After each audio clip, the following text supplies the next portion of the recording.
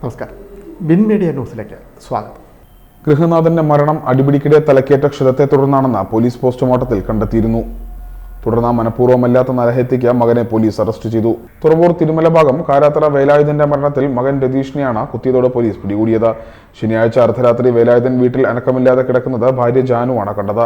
ഉടൻ തുറവൂർ താലൂക്ക് ആശുപത്രിയിലും പിന്നീട് ആലപ്പുഴ മെഡിക്കൽ കോളേജ് ആശുപത്രിയിലും എത്തിച്ചെങ്കിലും മരണം സ്ഥിരീകരിച്ചു. വേലായുധന് ഹൃദയാഘാതം ഉണ്ടായെന്നാണ് ബന്ധുക്കൾ ആശുപത്രിയിലും പോലീസിനോടും പറഞ്ഞത്.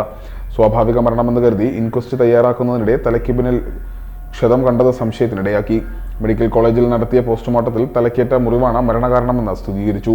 ഇതേ തുടർന്ന് Kuthiathode police inspector M Ajay മോഹന്റെ നേതൃത്വത്തിൽ രതീഷിനെ കസ്റ്റഡിയിലെടുത്ത് ചോദ്യം ചെയ്തപ്പോൾ അടിപിടിക്കിടെ വേലായുധന്റെ തലയ്ക്ക് മുറിവേറ്റതായി രതീഷ് സമ്മതിച്ചെന്ന് പോലീസ് പറഞ്ഞു. 3 ദിവസം മുൻപ് മദ്യപിച്ച് വീട്ടിൽ ബഹളം വെച്ച വേലായുധനും രതീഷുമായി തർക്കമുണ്ടായി. ഇതിനിടെ വേലായുധൻ നിലവിളക്കുകൊണ്ട് രതീഷിനെ അടിച്ചു. രതീഷിന്റെ തലയ്ക്ക് മുറിവേറ്റു. തുടർന്ന് രതീഷ് വേലായുധനെ തള്ളിയപ്പോൾ ഭിത്തിയിൽ ഇടിച്ച തലയുടെ പിൻഭാഗത്ത് മുറിവുണ്ടായി. ഇത് കാര്യമാക്കാതെ വേലായുധൻ വീട്ടിൽ തന്നെ കഴിയുകയായിരുന്നു. ശനിയാഴ്ച അർദ്ധരാത്രിയാണ് വേലായുധനെ അനക്കമറ്റ നിലയിൽ ആശുപത്രിയിൽ പ്രവേശിപ്പിച്ചത്. പോലീസിന്റെ സാന്നിധ്യത്തിൽ രതീഷ് തന്നെ പിതാവിന്റെ അന്ത്യകർമ്മങ്ങൾ നടത്തി. സുനിത മകളാണ്. വിനീത, സുരേഷ് എന്നിവർ മരുമക്കളാണ്.